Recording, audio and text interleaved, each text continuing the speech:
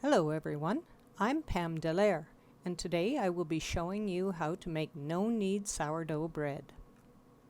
I'd like to thank the YouTube channels Northwest Sourdough and Bake with Jack for teaching me how to make this specialty bread. The ingredient list for this video makes 4 loaves of bread. You will need 7.5 cups of warm water, 9 teaspoons of sugar, 7 teaspoons of salt, 1 cup of sourdough starter grown at room temperature, 15 1/4 cups of brand name flour, and some oil or lard to grease the loaf pans. Optional is softened butter to coat the loaves.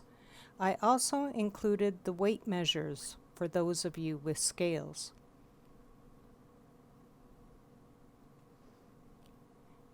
The day before baking. You'll be removing your cold starter from the fridge, and you need to feed it to bake the next day. Use a knife to stir the thick mixture and add about a cup of water. Stir until the water and starter are mixed well. It's a little difficult and takes a little time.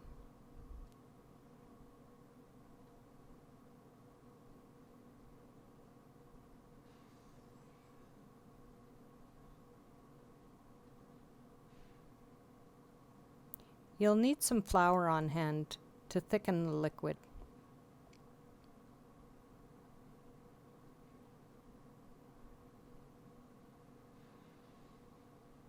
Add enough flour, a little at a time, to make it look like a thick biscuit mix.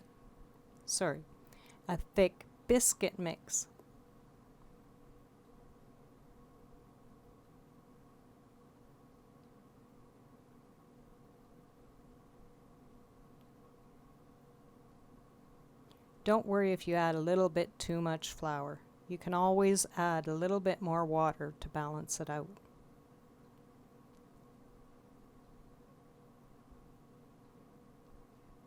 Cover the bowl with plastic and leave it room temperature overnight. On the second day, you'll be ready to make bread. Start in the morning and you'll be baking that evening. The starter will have increased in volume and have large holes and bubbles. Measure all your ingredients into separate bowls, while reserving 2 tablespoons of starter to put in the fridge for your next batch of bread. In a small bowl, place the reserved starter along with a little water. Mix well with a knife.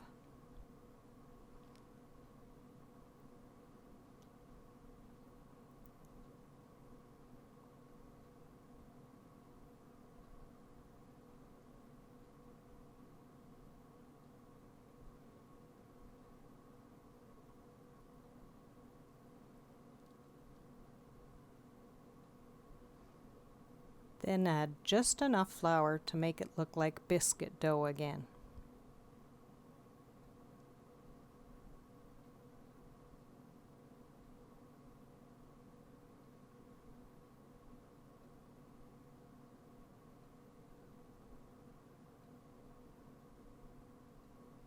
And don't worry if it's a little too thick. You can always put in a little more water.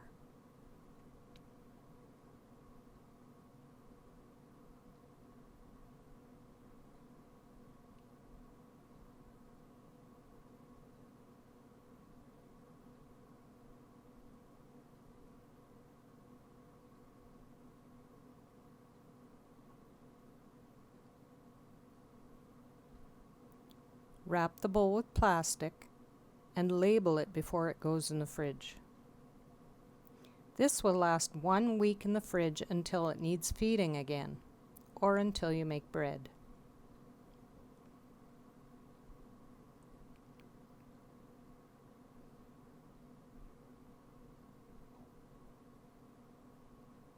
Don't forget to put the date.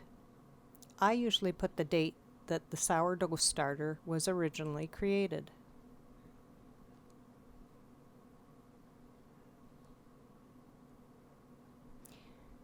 Making sourdough bread takes a lot of time, but it doesn't take a lot of energy. My own bread making schedule starts at 11 a.m. and I bake at 7 p.m. You'll need to decide on your own schedule. To make the bread, you'll need a large bowl. Pour in the water and add the sugar and salt and mix thoroughly. I use my hand. Only one hand gets dirty.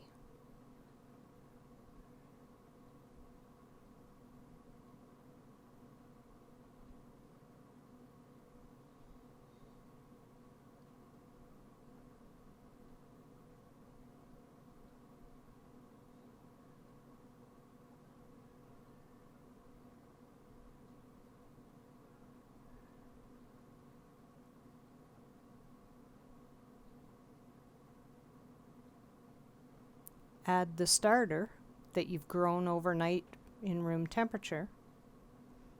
That can be pretty sticky, so you will have to use a little bit of the water to get it out of the bowl.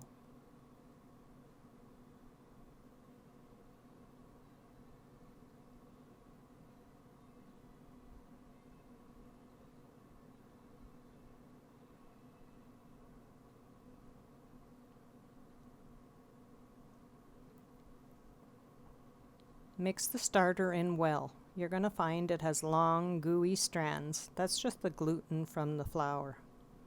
Mix it in as well as you can.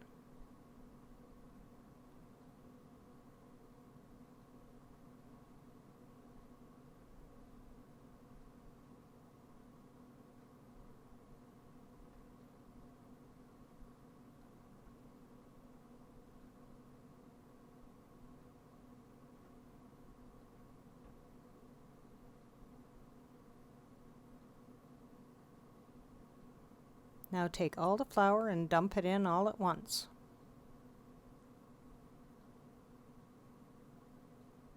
Stir with your hand from the center out. I keep my fingers on the bottom of the bowl. You don't want any dry flour sticking to the bottom of the bowl. The dough mix will be very sticky.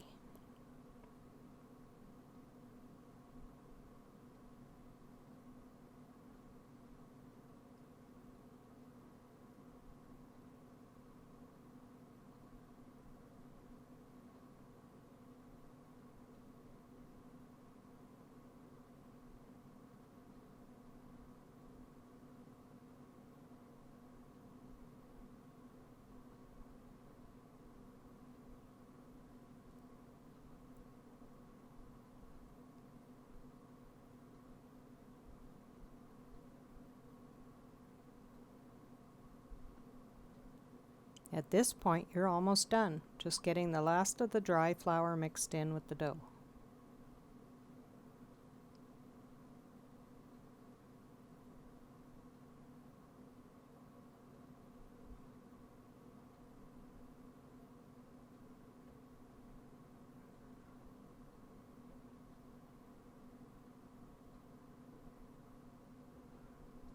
This folding isn't for kneading. I'm just trying to get any dry flour off the bottom of the bowl. See, there was some in the center of the bowl that I needed to get out. And that's it. The dough is done.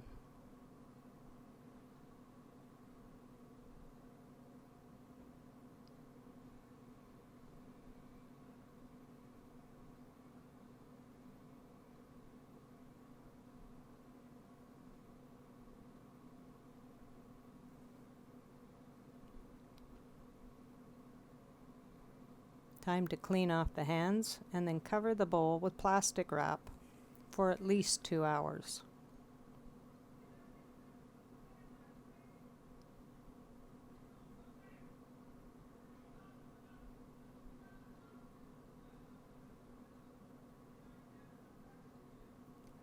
The next step is folding the dough. After 2 hours, you'll need to fold the dough in 4 directions. Kind of like north, south, east, west. That will stretch the gluten in the dough, and this replaces your traditional kneading method. It just needs to be folded the one time.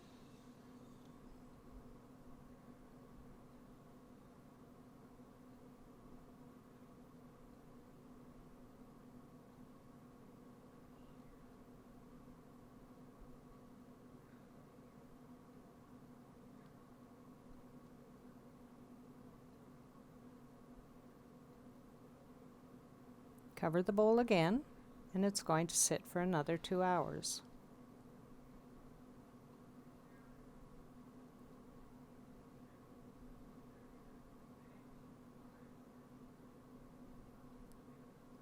It's time to put the dough into the pans. Grease 4 loaf pans. I use lard, but you can use vegetable oil. And then, while your hands are still dirty, grease your hands so they don't stick to the dough. This is very sticky dough, and you don't want to get it stuck. You're going to divide the dough into 4 sections, not by cutting, but by pinching between your fingers.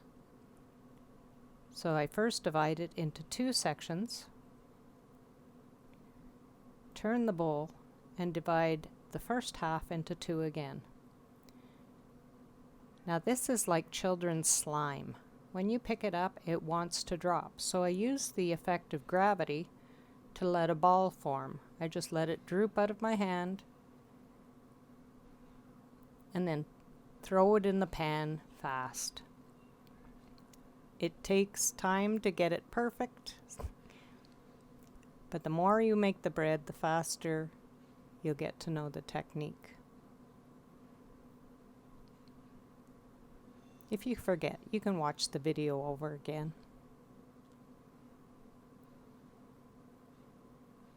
The very sticky dough is hard to play with, but you just throw it in the pan and let it settle. Going to pinch the other half into 2 more sections, and I'm never exact. Some loaves are a little bigger than others, but it doesn't bother me.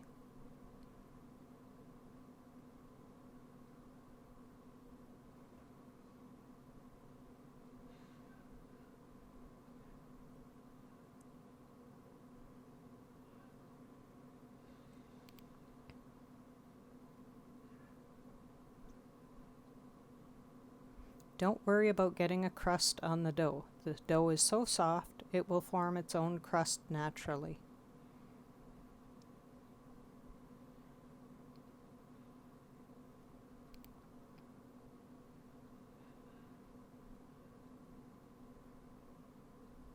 And that's it. They're in the pan.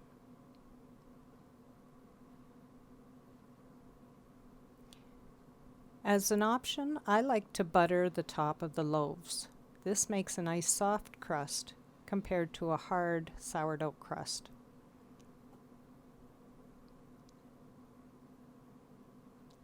It also gives it a nice golden color.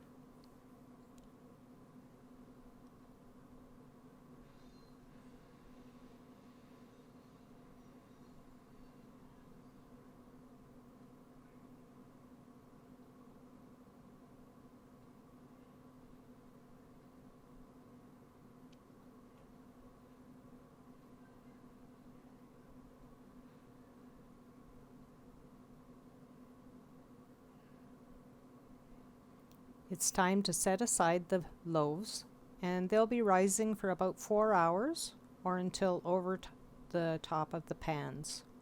They need to be high enough, about 70% of the finished height, before you put them in the oven.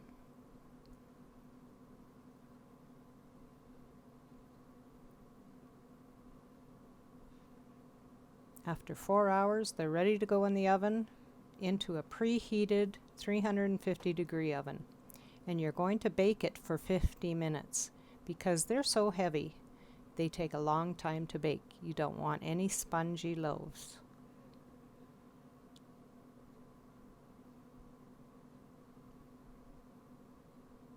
Be gentle while putting them in so they don't fall. Kind of like a cake.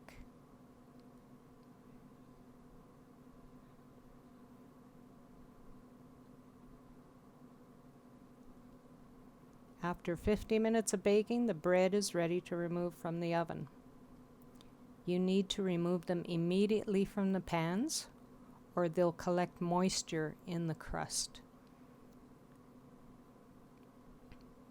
You need to let the steam out of the metal pans. I usually put them on their side to cool because there's more air space around the base. Now at this point you could just let them cool as is if you wanted a hard, thick crust. But because everyone in our house, except me, has dentures, they like a nice soft crust. So I take the butter again and I coat all the sides of the bread. This also keeps in the moisture.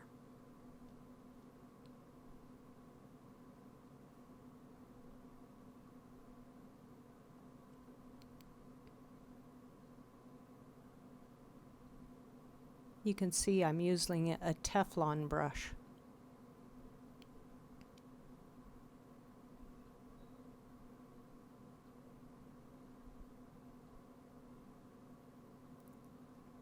It's going to take another hour after this to cool the loaves completely.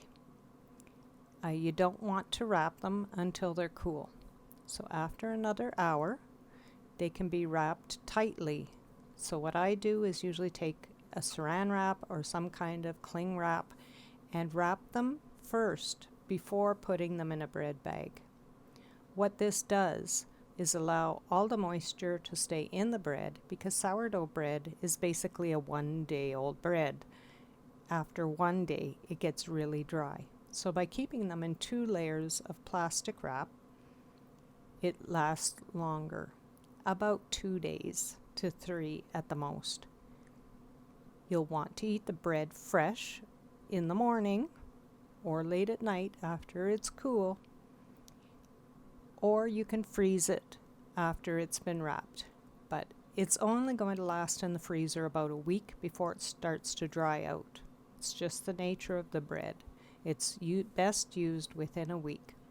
So I bake once a week. 4 loaves, does our whole family.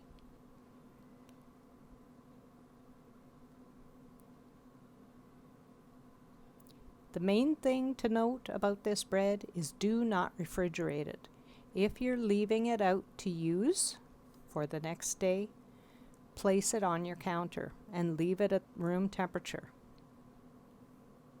Putting it in the fridge will dry it out even faster. And of course, sourdough bread tastes best fresh.